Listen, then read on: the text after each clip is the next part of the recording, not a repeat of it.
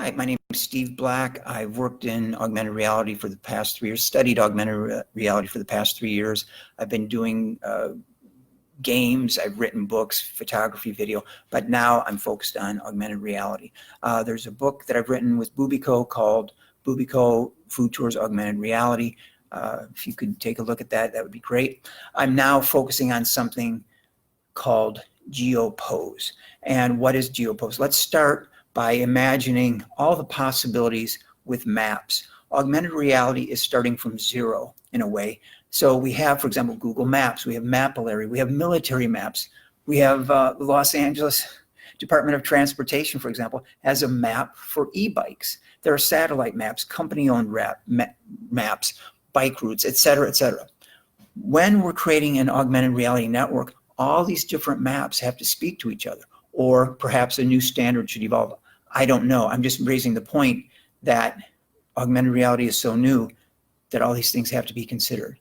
And the open augmented reality cloud people are doing a great job on trying to define these. They do a much better job than I do. But there are a number of serious issues, especially when we talk about autonomous vehicles and cars on the road, pedestrians on the road, bicycles on the road. Now, I'm now going to talk about something called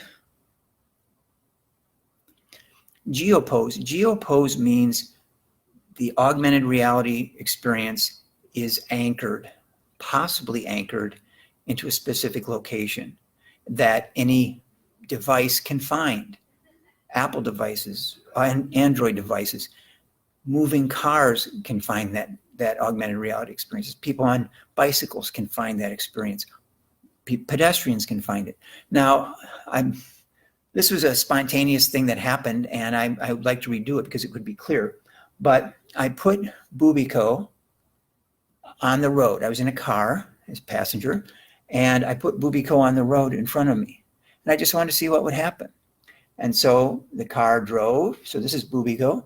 So the car drove, and this is what we see. Suddenly she was right in front of me, and then she was in the back seat, meaning she was fixed in that position in the road. So it's very small, and that's what I mean. I'd like to reduce. Here, she's facing to the front, but just like a tree, building, we're now seeing the back. She's a three-dimensional object in space, a three-dimensional digital object in space, and there she was in the back seat. I was surprised. And she actually remained in the road. So that was a learning experience for me. Maybe now when I look back, oh, that's common sense. But this is an example of a fixed geopose. Now let's assume that Bubico is a car, a digital car, or a digital moving tour guide, or a sign, a digital sign that's going to give us information. Do I want that sign to be fixed, or do I want it to be able to travel at the same speed of the car? You know, if I have something here and we pass it too fast, it's an issue. And I'm going to, again, try and improve this. But the point is, with geoposes, if they're fixed, we're going to pass them, just like we pass a tree or a building. If the geopose is a collection of points, that creates a lot of possibilities. But think of the computational power for that.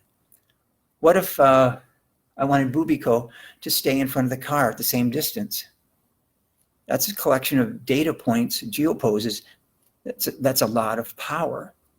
And when we combine this computational issue with road surfaces, traffic speed, other cars, et cetera, and maps, it's a serious issue. It'll be a lot of fun. It'll be very interesting. It'll help make things safer.